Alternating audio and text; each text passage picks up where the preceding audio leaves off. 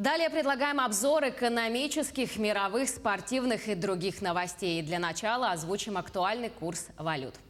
По информации Центробанка России, 1 доллар стоит сегодня 72 рубля 71 копейку. Евро остановился на отметке 85 рублей 98 копеек. Покупает сегодня американскую валюту по лучшей цене Россельхозбанк, а продает по лучшей цене Азиатско-Тихоокеанский банк за 73 рубля 15 копеек. Самый выгодный курс покупки и продажи евро сегодня у Россельхозбанка: покупает за 85,70, продает за 86,40. Полным ходом идет вакцинация населения против сезонного гриппа. Как сообщила в ходе заседания оперштаба руководитель управления Роспотребнадзора по Якутии Маргарита Игнатьева, месяц назад в республику поступила первая партия противогриппозной вакцины. В районах вакцинация началась разными темпами. Отмечается, что в регионе увеличен охват тестирования населения, а также почечный фонд в Якутске и некоторых районах республики. Ежегодно в Якутске проходит фестиваль для будущих мам «Мам-малыш». Организованный общественным объединением «Лига женщин», фестиваль призван воспитывать позитивное отношение к материнству, ответственному отцовству и в целом к укреплению института семьи. О том, как проходил фестиваль и кто стал победителем, расскажем в следующем сюжете. В столице уже стало доброй традицией во время празднования Дня города проводить фестиваль для беременных «Мам-малыш». В прошлом году из-за пандемии и ограничений фестиваль был отменен, а нынче прошел в режиме онлайн. Будущим мамам предложили попробовать силы в двух номинациях: творческий конкурс по созданию видеороликов и интеллектуальной викторине с вопросами о материнстве. В 2012 году прошел первый фестиваль такой. К сожалению, из-за пандемии в прошлом году мы не проводили, но в этом году мы немножко поменяли формат этого фестиваля, сделали онлайн-конкурсы, да, но все-таки сделали 9-й фестиваль. Целью этого фестиваля является позитивное отношение к беременности, вообще к статусу отцовства и повышению важности, наверное, института семьи. В творческом конкурсе будущие мамы подготовили видеоролики на тему беременности и материнства. Члены жюри оценили костюмы, креативность, сценические образы участников. Из всех претендентов отобрали тройку победителей, а возглавил ее ролик «Отец молодец» Анны Бурнашовой.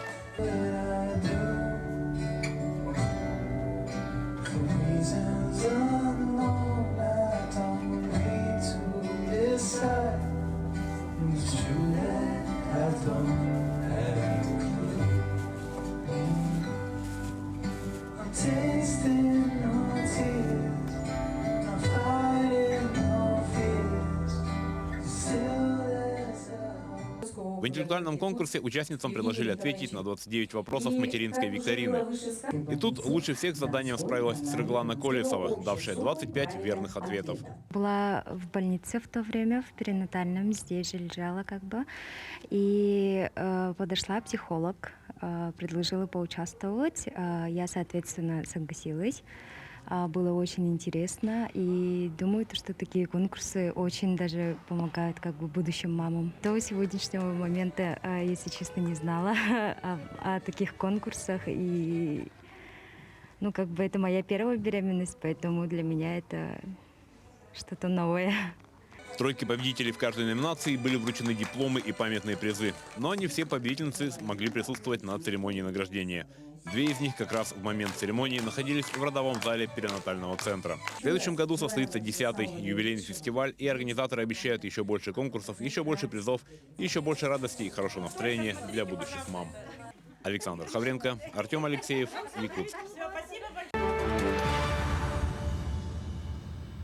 Перейдем к мировым новостям. 6-летний Эйтан Бирен, единственный выживший в мае при крушении на канатной дороге на Северной Италии, стал объектом спора родственников. Итальянский суд назначил опекуном тетю со стороны отца, но дедушка из Израиля по материнской линии 11 сентября увез ребенка в Тель-Авив. В Италии против мужчины возбудили дело по статье «Похищение человека». Подробности расскажет Никита Конев. Это было не похищение, мы увезли его домой. Новый трагический поворот появился в истории 6-летнего Эйтана Бирена, единственного выжившего при крушении на канатной дороге в Альпах в мае. Тогда погибли оба его родителя и младший брат. Мальчика выкрал из Италии дедушка по материнской линии Шмуэль Пелег и увез в Израиль. Опекун мальчика, его тетя Ая Биран Нирка, утверждает, что родственник прилетел на один день повидаться с внуком, но в назначенное время ребенка не вернул. Он увез Эйтана в Швейцарию, а оттуда они вылетели на частном самолете в Тель-Авив. Прокуратура города Павия начала расследование по факту похищения человека. Еврейские родственники говорят, что лишь забрали ребенка домой. По их словам, такова была воля родителей. В интервью израильским СМИ они утверждают, что мальчика держали в заложниках, чтобы получать внушительную страховку после несчастного случая. Местная администрация все еще расследует причину, по которой оборвался трос канатной дороги, соединявший северный город Стрезе на берегу озера Маджоре с близлежащей горой Матароне. Кабина подъемника, в которой находились 15 пассажиров, упала вниз. 14 человек погибли. Племянник покойного художника Христо реализовал его давний проект. Владимир Явашев упаковал триумфальную арку в Париже в полипропиленовую ткань. Подробности далее. Идея обернуть в полипропилен триумфальную арку в Париже посетила Христа Явашева еще в начале 60-х годов прошлого века. И хотя за свою творческую карьеру художник, известный по первому имени, реализовал несколько подобных проектов, очередь до памятника на площади Шарля де Голля дошла только после кончины мастера. Он ушел из жизни в прошлом году. Дело дяди, а также его жены и творческого партнера Жанны Клод Гиебон взял в свои руки племянник Владимир Явашев. Самый большой вызов заключался для меня в том, что Христа уже нет. Мне не хватает его энтузиазма, его критики, его энергии. Упаковка сооружения началась в прошлое воскресенье. На это потребуется 25 тысяч квадратных метров пленки. Стоимость всей затеи оценивается в 14 миллионов евро. Одним из очевидцев рождения инсталляции стал чиновник из окрестностей Парижа Эрик де Лапорт. Я давно этого ждал, поскольку знал, что Христо с молодости собирался обернуть триумфальную арку. Сам я тоже хотел оказаться рядом. Христо, выходец из Болгарии, впервые попал в Париж в 1958 году. Там он познакомился со своей будущей женой Жанной Клод. В числе их совместных работ обернутые в ткань Рейхстаг в Берлине и парижский Понт-Нёв, бегущая изгородь в Калифорнии и окруженные материей искусственные острова в Бискайском заливе. Триумфальная арка простоит в упакованном виде до 3 октября. В 30 километрах от Рейкьявика заработал крупнейший в мире завод по очищению воздуха от углекислого газа. Предприятие «Орка» построили швейцарская компания и исландский проект «Карпфикс», который специализируется на улавливании и хранении СО2. Далее расскажем об этом подробнее. Крупнейшая в мире установка, которая всасывает углекислый газ непосредственно из воздуха, начала работать в Исландии. Проект реализовали швейцарский стартап Climeworks и местная фирма Carpfix. Предприятие утилизирует до 4000 тонн СО2 в год, что эквивалентно выбросам примерно 8 сотен автомобилей. Завод «Орка» в 30 километрах от Рейкьявика состоит из 8 больших контейнеров. Внутри установлены высокотехнологичные фильтры и вентиляторы. Полученный углекислый газ смешивают с водой и закачивают глубоко под землю, где он медленно превращается в породу. Технологии работают на возобновляемых источниках энергии от близлежащей геотермальной электростанции. Соучредитель и генеральный директор Climeworks Ян Вурцбахер признает, что пока что процесс является дорогостоящим, но разработчики надеются снизить цену за счет увеличения масштабов. В ближайшие 2-3 года мы построим завод в 10 раз больше, чем «Орка». Так что у нас будет в 10 раз больше мощности с более или менее одинаковой технологией. По словам Вурцбахера, это не просто амбиции, а необходимость, так как по результатам исследований в середине века человечеству нужно будет ежегодно удалять миллиарды тонн СО2. В Нью-Йорке отгремел Мет-Гала, бал Института костюма Метрополитен-музея. Фотографии и видео звезд в оригинальных, вызывающих, провокационных и удивительных костюмах сегодня заполняют соцсети и полосы газет. Одно из главных событий мира моды – бал Мет-Гала отгремел в Нью-Йорке. Внимание прессы и не только профильного глянца было приковано к красной ковровой дорожке этого мероприятия. Тема бала была обозначена как «В Америке. Модный лексикон», хотя в приглашениях дресс-код описали несколько иначе – «Американская независимость». Сопредседателями Мет-гала в этот раз стали кумиры молодежи. Звезда Дюна Тимоти Шаламе щеголял в белом шелковом костюме с черными лацканами и в высоких кедах. Певица Билли Айлиш сменила привычную мешковатую одежду на пышное персиковое платье Оскара де ла Ренты, которое, по ее словам, было вдохновлено образами Мерлин Монро. Покорившая всех на инаугурации Джо Байдена, поэтесса Аманда Горман выбрала голубое платье от Веры Вонг и хрустальный лавровый венок, который, по ее словам, должен был сделать ее похожей на переосмысленную статую свободы. Ну а теннисистка Наоми Осака выбрала для своего образа синий-красный наряд в японском стиле с эффектной прической. На дорожке блистал рэпер Lil Nas X. Автор хитов Old Town Road и Call Me By Your Name приехал на бал в сложном костюме от Versace. Под мантией скрывались золотые доспехи, которые, впрочем, быстро слетели с певца, обнажив облегающий наряд. Прямой противоположностью яркому Lil Nas X выглядела Ким Кардашьян. Бывшая жена Канье Уэста на Мет-гала появилась с ног до головы, закутанной в Баленсиага. Не обошлось и без политических заявлений. Так, на платье конгрессвумен Александрии Окасио-Кортес красовался популярный лозунг «Tax the Rich» – «Повысьте богачам налоги». В 2019-м бал отменили из-за пандемии коронавируса, а мероприятие этого года из-за санитарных ограничений прошло скромнее, чем обычно. На нем появились всего около 300 гостей. Фестиваль сапсерфинга Open Water Sup Fest прошел в Москве в воскресенье. Подробнее расскажет Анастасия Дмитриева. Русские красавицы в сарафанах, миньоны и даже Дед Мороз взяли весла в руки и приплыли на фестиваль сапсерфинга Open Water Sup в Москве, чтобы насладиться последними теплыми днями этой осени. Разноцветными досками в воскресенье они украсили гребной канал в Крылатском. У участников была возможность не только показать мастерство гребли, стоя на доске для серфинга, но и продемонстрировать свои костюмы. У меня небольшой магазинчик подобных вещей. Вот. Так, что было, в Кукутах собрали, в общем. Это маска гнола, человека-гиены из вселенной Forgotten Realms. Любители весельных видов спорта смогли посоревноваться в дружеской гонке. Они проявили себя в спринте, марафоне и командном заплыве. Инструкторы провели сеанс йоги на воде, а также танц-классы, стоя на саббордах. Кто-то использовал фестиваль как площадку для продвижения здорового образа жизни. Мы бегуны. Мы любим бегать, потому что бег – это жизнь, это спорт. Но в связи с тем, что московский марафон вчера отменили, мы хотим поддержать организаторов московского марафона и показать, что мы за то, чтобы проводили московский марафон.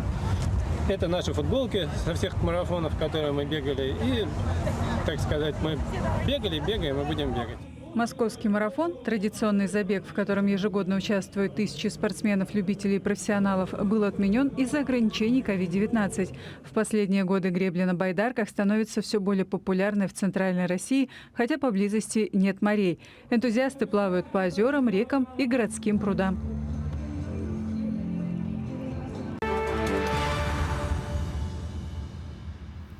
Сегодня, 15 сентября, профессиональный праздник у работников санитарно-эпидемиологической службы Российской Федерации.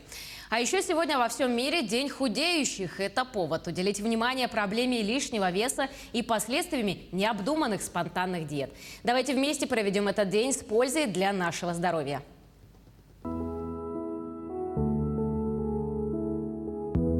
На календаре 15 сентября. Сегодня отмечают День школьного рюкзака, День фетровой шляпы, День российского леса, День худеющих, День рождения экологической организации Greenpeace, Международный день демократии. Также сегодня отмечают профессиональный день HR-менеджера. Праздник отмечают в третью среду сентября в России, Украине, Беларуси и других странах СНГ. Праздник имеет неофициальный статус. В торжествах участвуют сотрудники отдела кадров. HR-менеджер подбирает и управляет персоналом, ведет его учет, создает мотивацию труда. Он проводит собеседования с соискателями должностей и выбирает лучших претендентов, обучает сотрудников, организует тренинги по развитию личности и корпоративы. По народному календарю в эту дату почитают память мучеников Маманта, Феодота и Руфины. Святого Маманта в народе считают покровителем овец. В этот день на стол ставят молоко и сыр – символический знак уважения святому. С этого дня скот не выгоняют на пастбища. Хозяйственные постройки окуривают вересковым дымом. Считается, что это защищает от нечистой силы. Низкие облака предвещают дождливую и холодную погоду. События в этот день. В Москве вышел первый номер газеты «Русские ведомости». Выходила она до 1918 года. Совнарком принял декрет об охране здоровья детей. В 1922 году Совнарком принял декрет о санитарных органах республики, который считается днем создания санэпидемслужбы. В этот день впервые плацдарм под Новороссийском назван Малой землей. Советская космическая станция «Зонд-5» впервые в мире совершила облет Луны с последующей мягкой посадкой на Землю. В этот день в 1971 году была создана организация Greenpeace. В этот день был зарегистрирован домен google.com. В этот день родились Франсуа Ларош-Фуко, французский писатель-моралист; Александр Бутлеров, русский химик, создатель теории химического строения; Агата Кристи, английская писательница, автор детективных романов и пьес, родилась в 1890 году. Михаил Герасимов, советский антрополог, археолог и скульптор, доктор исторических наук. Михаил Танич, советский и российский поэт-песенник. Кирилл Лавров, советский и российский актер театра и кино, народный артист СССР. Александр Политковский, советский и российский тележурналист, политический обозреватель. Именины в этот день отмечают Ян, Юлиан, Филипп, Федор, Теодор, Степан, Петр, Павел, Николай, Михаил, Леонид, Иван, Ефим, Елизар, Демид, Герман, Вальдемар, Владимир, Виктор, Василий, Богдан, Антон, Анатолий, Серафима, Оксана, Ксения. Прямая поставка большого объема свежих фруктов и овощей из Узбекистана в арктические районы впервые осуществляется в республике. Состоялось заседание правительственной комиссии по организации завоза грузов в период навигации. По арктической навигации доставлен 71% от плана. Завершены отгрузки угля с транзитного пункта «Зеленый мыс» на реку Индигирку для нужд Абыйского района. Остаток отгрузки имеется на реке Яне для нужд Верхоянского района в объеме 3000 тонн. По реке Колыме осталось отгрузить с поселка Зырянка почти 3,5 тонны угля. Кроме того, в этот сезон впервые осуществляется прямая поставка из Узбекистана большого объема свежих фруктов и овощей в арктические районы. Перед ответственными лицами стоит задача выполнить доставку в установленные сроки и сохранности. Тем временем готовится к началу набор в школу волонтера-медика. Она стартует в очном и онлайн-режиме с 20 сентября и продлится до 26 сентября. В медицинском курсе школы волонтера-медика обучат студентов СВФУ любых направлений. Слушатели получат сертификаты независимо от профессии и расширят знания в медицинской области. Это уже 6-й набор. За это время обучились порядка 200 добровольцев. Во время пандемии коронавирусной инфекции более 1000 волонтеров, медиков помогали медицинским организациям, работали в колл-центрах, поддерживали горожан и продолжают помогать. Записаться в школу могут те, кто недавно вступил в организацию, и те, кто только решил стать частью волонтерского движения. В Нерюнгринской гимназии появилась аллея выпускников. Новую страничку альбома школьных традиций открыли выпускники 11 классов Нерюнгринской гимназии номер 1. В начале последнего учебного года они высадили аллею рябин на территории школьного учреждения. В этом году гимназию номер 1 имени Каримовой окончат 57 выпускников, которые обучаются в 3 параллельных классах.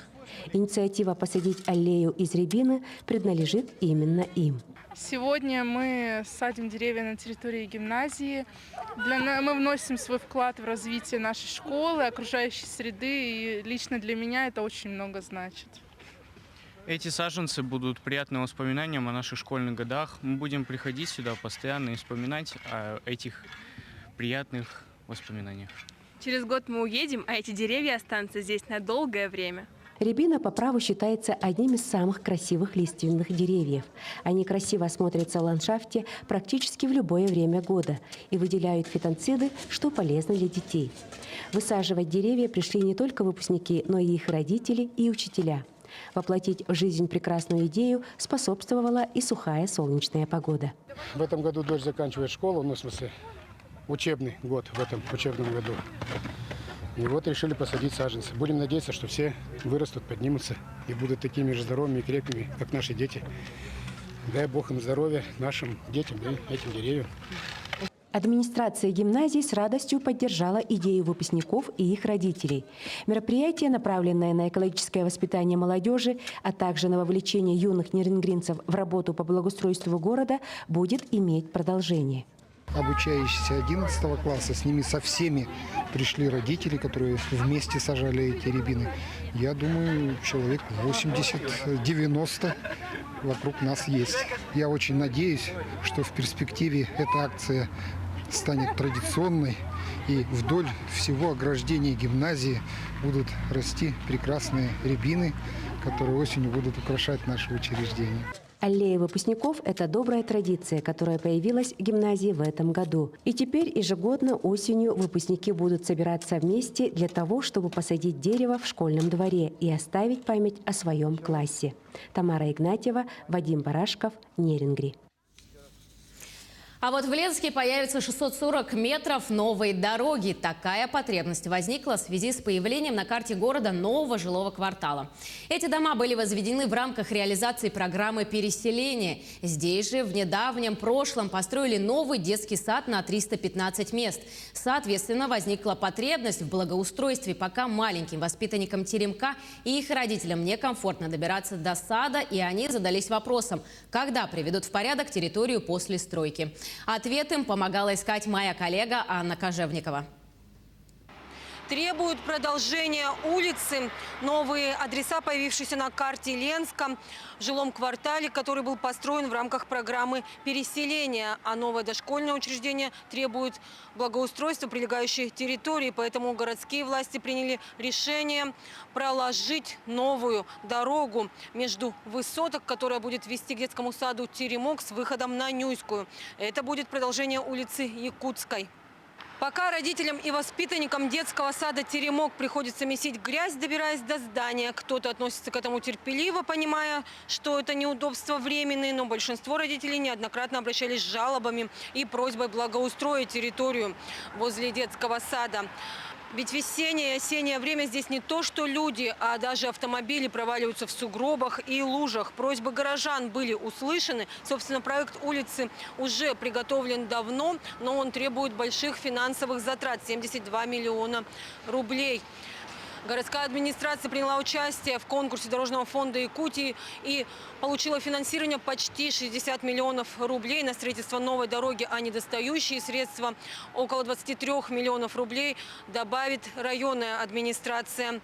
Контракт уже заключен, но проект будет реализовываться в течение 3 лет. В этом году уже снесли частный дом, который располагался как раз в границах улицы Якутской, где должна пролегать дорога. Также будут снесены деревья и перенесена линия электропередач.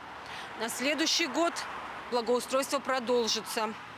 Подготовительные работы начнутся с 15 сентября. Это входит отсыпка ПГС щебнем.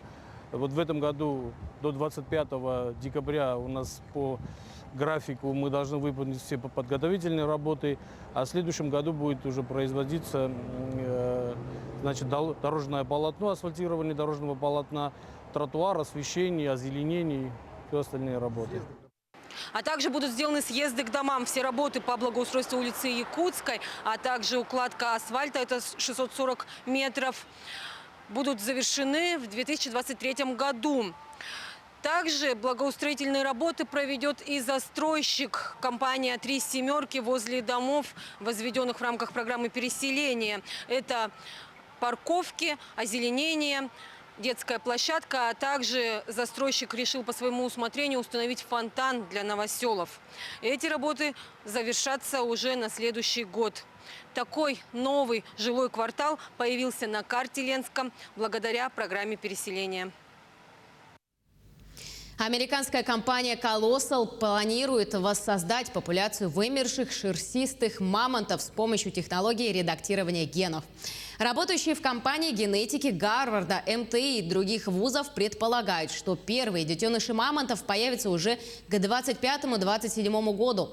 Формально это будут не чистокровные мамонты, а гибриды. Ученые смешают гены шерстистых мамонтов с генами азиатских слонов. Но фактически это не имеет значения. ДНК мамонтов и азиатских слонов совпадают на 99,6%. Причем ученые возьмут от мамонтов именно те, характерные для них 0,4% генов. Таким образом, с генетической точки зрения полученные гибриды будут стопроцентными шерстистыми мамонтами. Стартап уже собрал $15 миллионов на первый этап работы. Хотя некоторые ученые сомневаются в ее реалистичности. Они считают, что идея слишком масштабна, ненадежна и может привести к непредсказуемым изменениям в экосистеме тундры. Перейдем к новостям спорта. Столица Татарстана. Казань в следующем году примет чемпионат России по масс-рестлингу. Об этом договорились директор Центра по национальным видам спорта Гаврил Махначевский и президент Всероссийской федерации по масс-рестлингу Михаил Гуляев на международном форуме «Россия. Спортивная держава» с Министерством спорта Татарстана. Планируется, что соревнования пройдут в первой половине мая 2022 года. Чемпионат станет значительным событием не только для двух республик, но и для всего российского масс-рестлинга. Первый заместитель министра спорта отметил высокий уровень проведения спартакиады «Игры Манчары» и предложил коллегам перенять опыт якутян по вопросам развития национальных видов спорта. Молодежь Мирного и Светлого проверила свою спортивную подготовку. 7 команд приняли участие в игре «Зорница». Из-за ковидных ограничений число участников ограничили. Сама игра не нова, проводилась и раньше, но впервые ее провели среди молодежи старше 18 лет. Игра проходила в несколько этапов. Проверяли знания истории Второй мировой войны, соревновались участники и в разборке автоматов на полосе препятствий, искали мины в дымовой завесе при обстреле. Как отметили организаторы, трудности у команд вызвала параллельная переправа. Не просто было преодолевать и растяжку, она была настолько хорошо установлена, что оставалась незамеченной участниками. Выиграла турнир команда управления образования. На втором месте команда молодых специалистов «Алроса». Третье место заняла команда полиции. Отдельно разыграли кубок за пейнтбол. Здесь не было равных полицейским. Этапы, они, в принципе, были понятны ребятам, они знали, как это проходить, и в положении они видели, что если разборка автомата, это разборка автомата, если стрельба с гранатой, ручной противотанковой гранаты, то это надо стрелять в определенном направлении. Если ориентирование, соответственно, им дойдут контрольные точки. Русский драматический театр имени Пушкина с гастрольной программой отправился в Приморье. Сейчас в театре находится наша коллега Марфирина Алексеева. Марфирина, здравствуй, передаю тебе слово.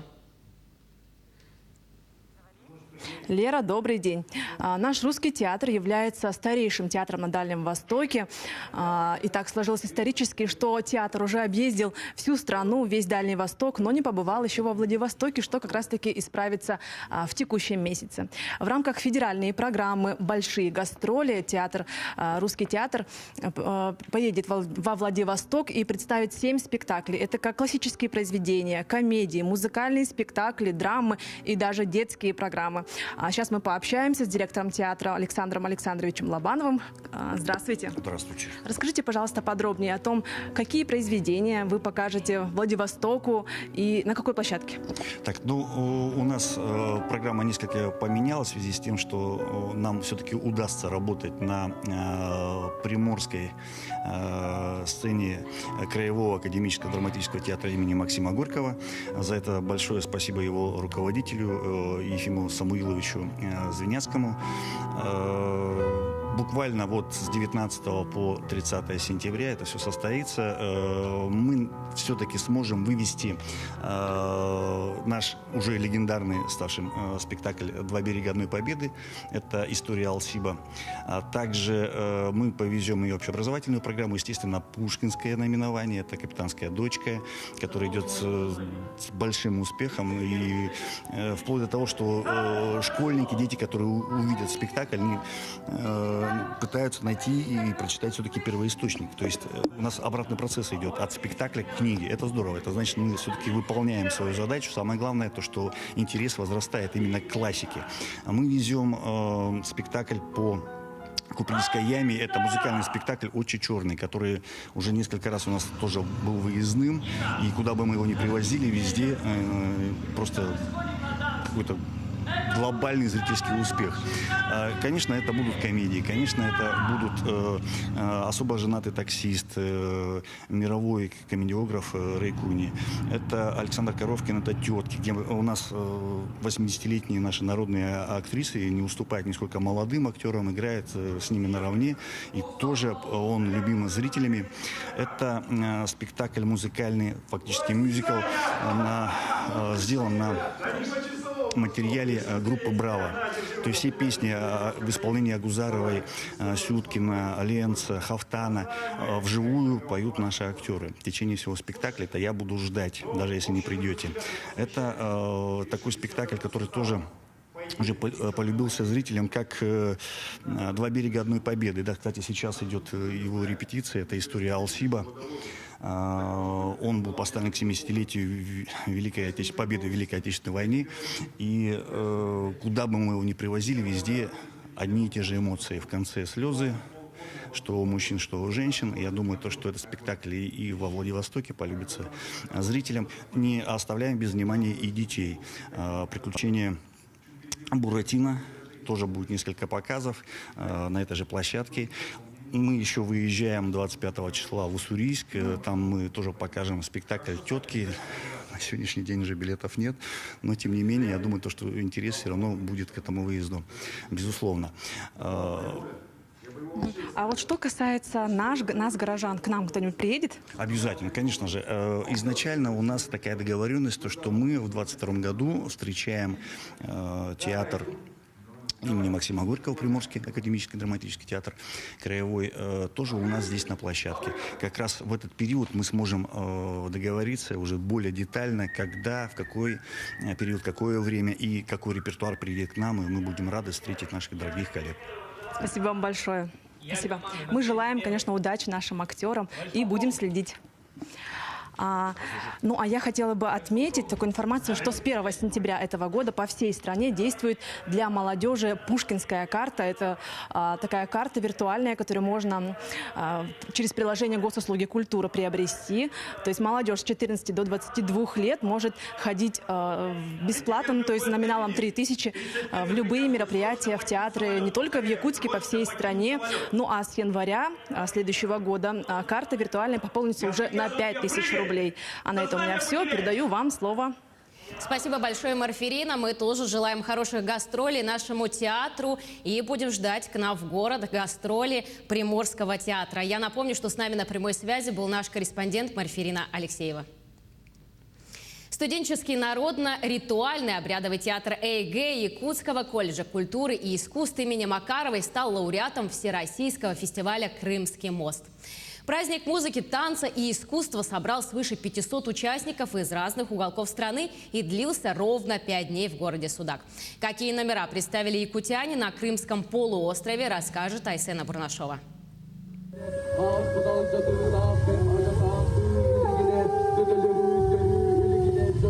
Дыхание севера под жарким солнцем Крыма. На фестивале якутяне представили сразу 3 номера. Это и национальное пение, и осохой, и чарующие звуки хамуса. Кстати, больше всего внимания притянула к себе именно варганная музыка, делятся артисты.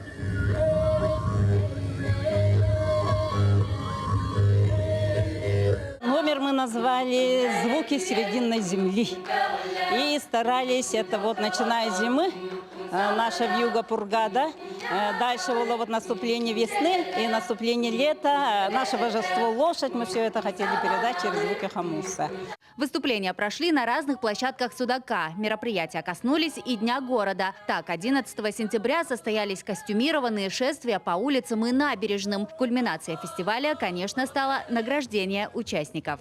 Студенческий народно-обрядово-ритуальный театр «Эйге», Республика Саха, Якутия, руководитель Попаенова Мария Гавриловна.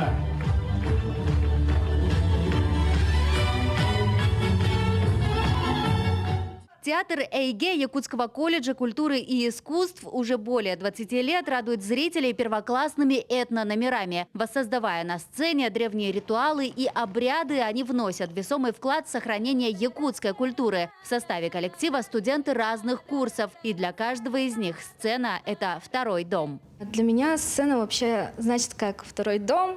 Получается, я-то, чтобы выступать на сцене, учусь в колледже. Поэтому для меня это очень много значит. Фестиваль «Крымский мост» для якутского коллектива стал первым крупным событием после локдауна. Выступления артистов на этом не заканчиваются. Уже на этой неделе они выйдут на сцену Южной Сибири. Их уже ждут в республике Алтай. Город Горно-Алтайск, где будем участвовать на таком фестивале, как «Наследие, завещанное предками». И помимо этого у нас очень много планов. В апреле месяце нас пригласили на фестиваль тюльпанов в Калмыкии. И буквально вот на днях тоже получили приглашение в Республику Дагестан. Айсена Бурнашова, Джур Березкин, Москва, Судак, Крымский полуостров. И в завершении коротко о погоде в крупных городах Якутии. В Алдане сегодня пасмурно, температура воздуха плюс 16, вечером плюс 10, ночью плюс 5, ветер чуть больше 5 метров в секунду. В Нерингре переменная облачность, днем плюс 16 градусов, ветер до 5 метров в секунду, вечером незначительно похолодает до плюс 11 и дожди, ночью плюс 8 градусов.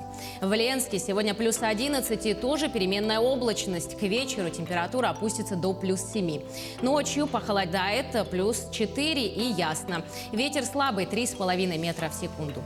В алмазной столице сегодня переменная облачность, в Мирном плюс 10, ветер 4 метра в секунду, вечером плюс 8, а ночью столбики термометров опустятся до плюс 3 градусов.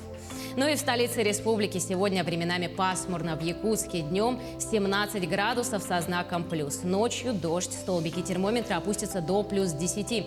Слабый ветер 2 метра в секунду, давление 752 миллиметра ртутного столба. К этому часу это вся информация. Спасибо, что в ближайший час провели вместе с нами. Мы следим за развитием событий. Оставайтесь на телеканале Якутия-24.